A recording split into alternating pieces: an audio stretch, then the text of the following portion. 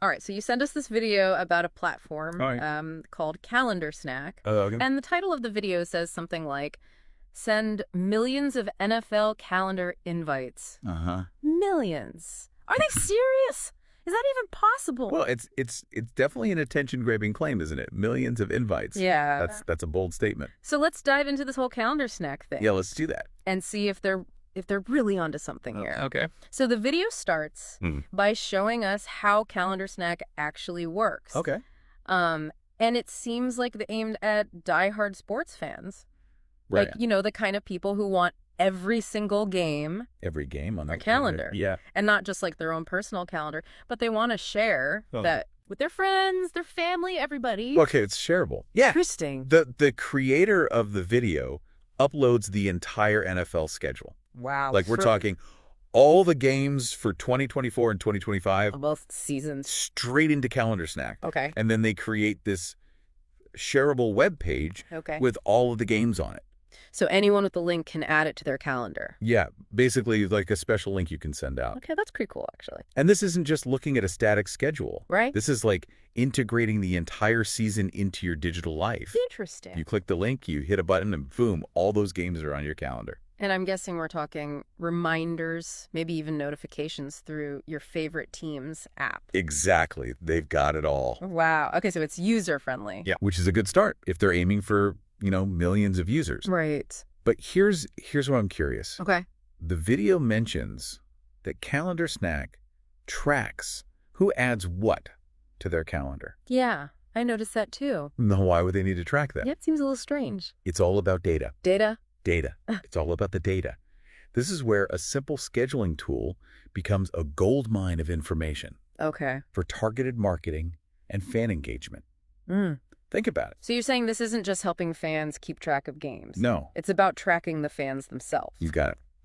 This is where that millions claim becomes less about bragging and more about strategy. So if Calendar Snack can integrate with other platforms like social media or team apps, Exactly. then they could reach a massive audience. They could. But, Yeah. and this is a big but, it all depends on users actually signing up. Will fans be willing to trade a bit of their privacy Good question. for this level of convenience? Yeah, that's the million-dollar question. That's the million-dollar question. And speaking of privacy, the video even shows how the creator can see which invites are accepted right from their Calendar Snack dashboard. That feels a little too personal, don't you think? Yeah, it does raise some eyebrows. Like, how are they actually tracking this information? Are they using cookies, Right. requiring users to link their accounts?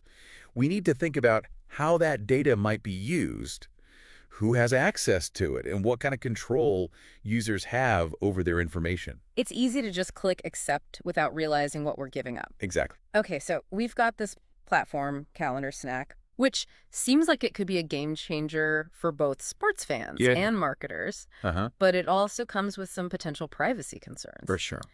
So let's take a second to recap before we jump into all of that. Okay. We're talking about a service that can drop an entire NFL season, Wow.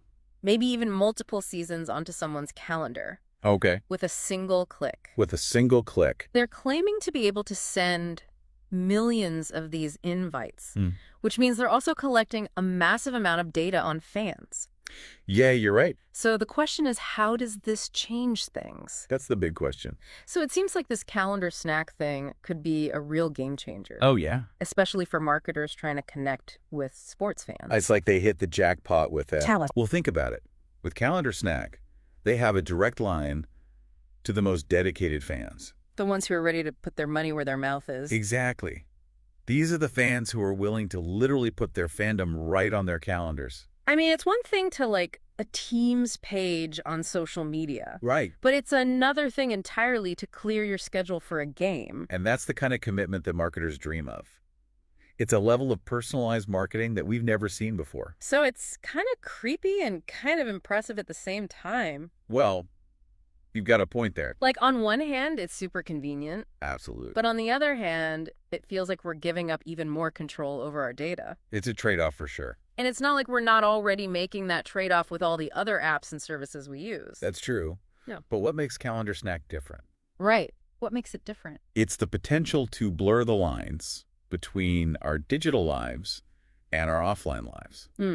I see what you mean. Up until now, targeted advertising has been mostly an online thing. Yeah, like social media ads and those personalized recommendations that follow you around the internet. Exactly. But with Calendarsnack, that personalization is suddenly offline. Oh. It's directly integrated into our schedules, our routines. So instead of just getting an ad on my phone while I'm scrolling, Right. I'm getting a personalized reminder about a game, maybe even a discount code for ticket. Precisely. And it's all timed perfectly to when I'm most likely to actually buy something. It's like they're reading my mind or my calendar, which is kind of the same thing these days. And here's the kicker. Okay. It doesn't stop at sports.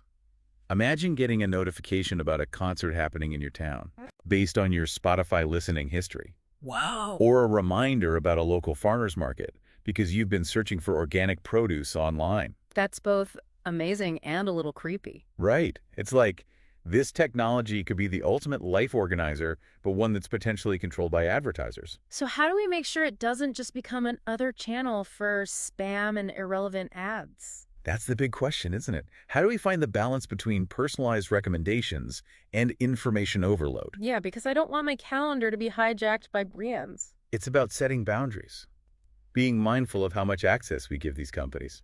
Boundaries, like setting aside time for myself where I'm not bombarded with notifications and reminders. Exactly. Or maybe even scheduling in some spontaneity, making time for things that aren't dictated by algorithms. So instead of letting Calendarsnack run my life, Right. I should be using it as a tool to help me prioritize what's important to me. Now you're getting it. Yeah. It's about being intentional with our time and attention. Because at the end of the day, our calendars should reflect our values, not just our shopping habits. Well said. So are we doomed to have our calendars taken over by brands and algorithms? I wouldn't say doomed. It's not like this technology is inherently bad. Okay, so it's not all doom and gloom. Right. It's all about how we use it. So how do we make sure we're the ones in control? Well, like we were saying before, it's about setting boundaries. Right, boundaries. Being mindful of the information we share and the access we give these companies. So like maybe not sharing my entire browsing history with every app that asks for it? Exactly.